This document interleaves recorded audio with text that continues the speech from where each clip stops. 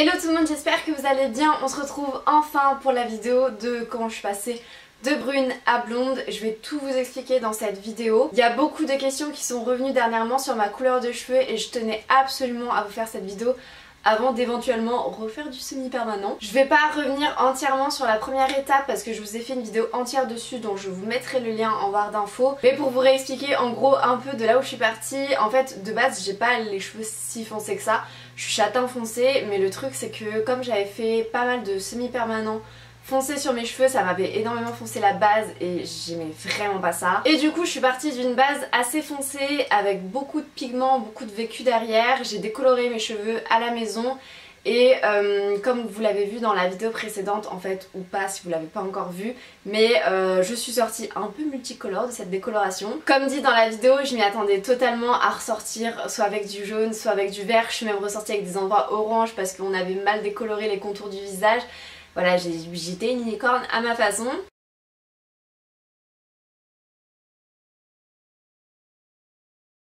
Donc c'était pas Jojo, mais je m'y attendais et dans cette vidéo en fait je vous disais que j'allais attendre un mois avec les cheveux comme ça.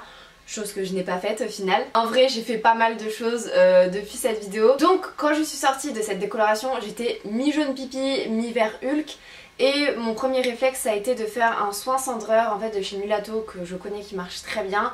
Le problème c'est qu'il a pas pu prendre assez parce que clairement ma base était dégueulasse. Ça a quand même un peu atténué le truc mais c'était pas non plus la folie. Le soir après avoir regardé plein d'astuces sur internet j'ai essayé de faire un shampoing rose. En fait faut savoir que le pigment rose ça peut éventuellement atténuer un peu le vert. Le truc c'est que je pense que je me suis un peu foirée parce que clairement j'ai vu aucune différence d'avant et après. Et aussi j'avais acheté du ketchup parce que je sais pas s'il y en a qui connaissent mais en gros apparemment quand tu fais un masque au ketchup ça t'enlève les reflets verts. Sauf qu'au final je ne l'ai jamais fait parce que en vérifiant les infos en fait il se trouve que oui ça marche mais c'est plus dans le cas où par exemple si vous êtes blonde et que vous exposez au soleil et que ça vous donne des reflets verts, c'est pas pour une vraie coloration verte que ça fonctionne. Du coup j'étais partie du principe que j'avais assez embêté mes cheveux comme ça et que j'avais pas envie de tester l'astuce du ketchup. 2 jours après quelque chose comme ça j'ai testé le Color Before, donc c'est en gros un démaquillant pour cheveux qui est censé enlever les colorations. Ça n'a pas tellement fonctionné, je vous ferai une vidéo là-dessus, une petite vidéo revue vite fait mais ça aussi ça a été un fail. Et donc on arrivait au dimanche soir et je devais reprendre les cours le lundi et je me disais c'est quand même chaud de retourner en cours avec cette tête. Julie s'il te plaît on n'a pas besoin de ton avis. Et du coup j'essayais à tout prix de trouver une solution pour faire autre chose.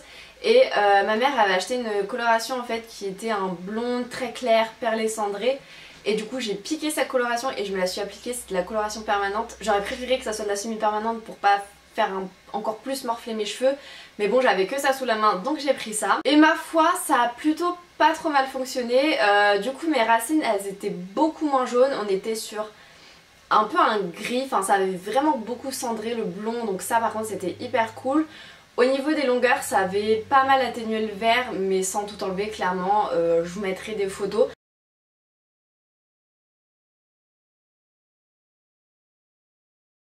J'avais un petit style cheveux de licorne, genre j'avais les cheveux un peu violets, un peu verts, un peu bleus, enfin franchement c'était pas si dégueu que ça, je commençais à m'y faire à la longue. Et en fait quand je suis descendue à Clermont pour les fêtes de fin d'année, ma tante a vu mes cheveux et m'a dit ouais récemment je suis allée dans un salon en fait qui est dans Clermont-Ferrand et ils sont vraiment spécialisés dans tout ce qui est coloration, genre super à la mode et tout. Et donc on en a parlé, on les a appelés pour leur demander conseil et tout et donc ils m'ont pris dès le lendemain, j'ai eu de la chance, il y avait un rendez-vous qui s'était annulé parce que c'était je crois que c'était le 23 décembre. Je me suis dit les mecs ils auront jamais de place, genre je repars que quelques jours après, enfin c'est mort, je pourrais jamais avoir de place. Et finalement si. Et donc ce salon c'est le salon Mila Evans à Clermont-Ferrand. Ils en ont aussi un qui est à Cournon. Je connaissais pas du tout parce que je suis pas du tout de la région. Et en fait c'est vrai que la veille au soir je regardais leurs photos sur Facebook et Instagram. Ils font des transformations de ouf. Je vous mettrai des photos.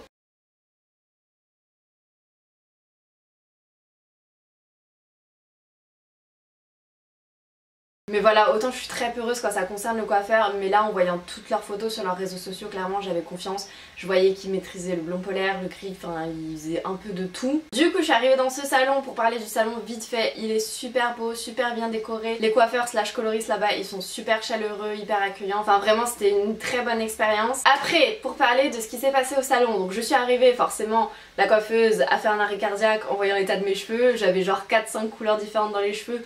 je voulais du blond polaire. Je pense qu'elle m'a regardé en mode ça va pas bien dans ta tête. Et donc en fait elle m'a tout expliqué, comment on allait procéder, etc. Elle m'a prévenu dès le début que ça serait chaud pour arriver à un blond polaire.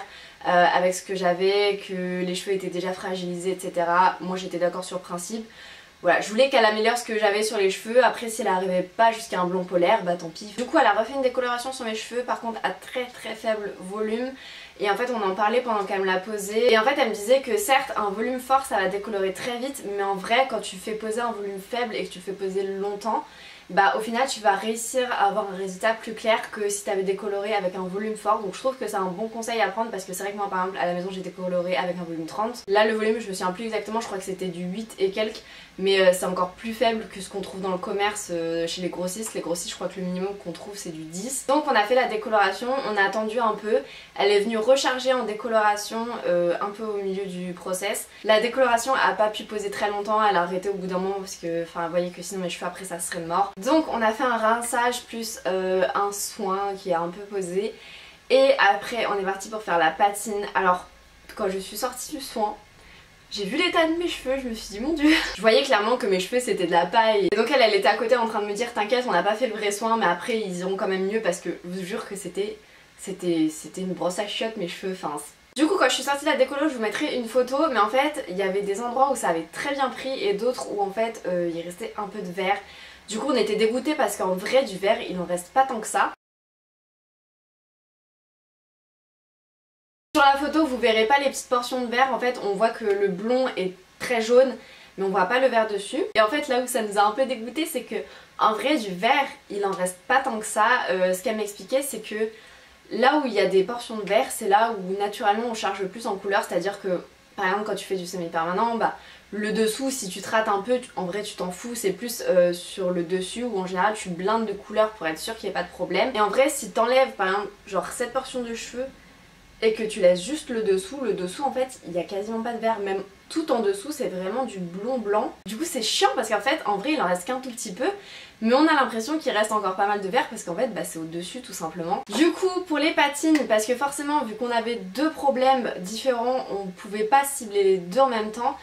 Elle, ce qu'elle m'a expliqué c'était soit qu'on faisait une patine rose pour déverdir au max, mais par contre le risque c'était que ça dore encore plus le blond, ou on faisait une patine violette pour vraiment déjaunir, cendrer le blond, mais par contre du coup bah, on gardait le vert. Et moi je lui dis genre le blond jaune pisse clairement je peux pas, c'est vraiment un truc dont j'ai horreur.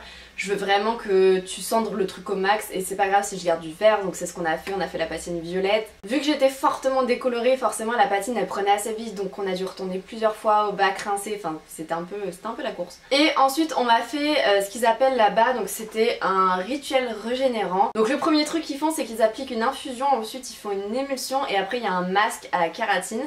Donc c'est un peu long à faire, faut laisser poser et tout, mais je vous jure que je suis sortie mes cheveux, c'était de la bombe atomique. Même si mes cheveux clairement ils en ont pris un coup, franchement je vous jure que je passe la main dans mes cheveux, ils sont tout doux. Après on les a coupés parce que de toute façon de base je voulais recouper les pointes.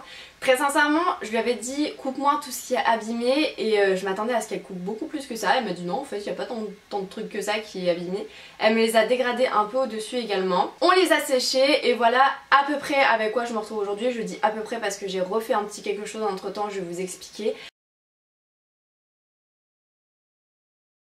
Sur la fin du truc elle m'a dit qu'il fallait que je refasse rien pendant 6 mois à mes cheveux pour espérer ensuite y retourner dans 6 mois pour refaire soit un blond polaire soit un gris, parce que je suis absolument pas décidée comme d'habitude. Et c'est là où j'ai dû tirer une sale tête parce que je lui ai dit enfin moi rien faire pendant 6 mois ça va être compliqué. Mais du coup franchement super expérience au salon Mila Evans. Je compte vraiment retourner chez eux pour continuer dans cette optique de blond polaire ou de gris parce que vraiment ils maîtrisent le sujet à fond. Et même si je suis pas sortie avec le blond polaire de mes rêves, bah franchement je trouve qu'elle a fait du super travail et franchement c'est bien mieux qu'avant. Et du coup voilà, si vous êtes de la région c'est vraiment un salon que je vous recommande à 300%. Et il y a quelques jours de ça j'ai renvoyé un message au salon pour leur demander si éventuellement je pouvais faire un peu de semi-permanent pour pouvoir quand même changer de temps en temps de tête, parce que même si j'adore ce blond clairement, rester 6 mois avec la même chose pour moi ça va être très difficile. Donc je leur ai envoyé un message en leur demandant si je pouvais faire du semi-permanent, si oui qu'est-ce que je peux faire, etc. Ils m'ont répondu que ok pour du semi-permanent tant que ça reste du pastel et qu'en gros ça reste dans les tons rose, rose gold, violet, mais qu'il fallait pas que ce soit trop flash en fait pour pour tuer le travail qu'on a fait et pour galérer après. Et donc c'est pour ça que je voulais absolument vous faire cette vidéo maintenant avant d'éventuellement faire un peu de semi-permanent parce que ça aurait été con de vous faire cette vidéo avec les cheveux roses. Et la dernière petite chose que j'ai testée il y a quelques jours et dont je voulais parler parce que je trouve que ça a plutôt bien fonctionné. Je vous ai parlé au début de la vidéo que j'avais testé de faire un shampoing rose maison en fait pour essayer de déverdir ma décolo. Ça a été un fail parce que je pense que le shampoing ça marche pas si bien parce qu'il n'y a pas trop de temps de pause et tout. Par contre j'ai refait la même chose il y a quelques jours en fait en mélangeant de l'après-shampoing et une coloration semi-permanente rose de chez La Richer. Le but de cette coloration c'était pas de me faire du rose pastel, je le ferai après mais là je voulais vraiment voir si ça marche. Et en fait donc j'ai appliqué du rose très dilué vraiment pour essayer que ça prenne pas rose. J'ai laissé poser ça genre 30 minutes et j'ai rincé et au début je m'étais dit ouais ça prendra jamais parce que le rose était clairement beaucoup trop clair. Je me suis dit que ça ne prendra jamais et franchement ça a plutôt bien fonctionné. Au niveau des racines ça a quand même pas mal blanchi le blond, même en dessous et tout c'est un peu galère de montrer. Ça a pas tout à fait déverdi partout. Mais je trouve qu'il y a quand même une bonne amélioration. Je pense que si c'est le genre de choses que je fais plusieurs fois, ça fonctionne plutôt bien. Mais voilà, c'était la petite astuce de fin de vidéo. En tout cas, j'espère que cette vidéo vous aura plu. Si c'est le cas, n'hésitez pas à me laisser un petit pouce bleu et éventuellement à partager vos expériences en commentaire. Et je vous fais plein de bisous jusqu'à une prochaine vidéo. Ciao!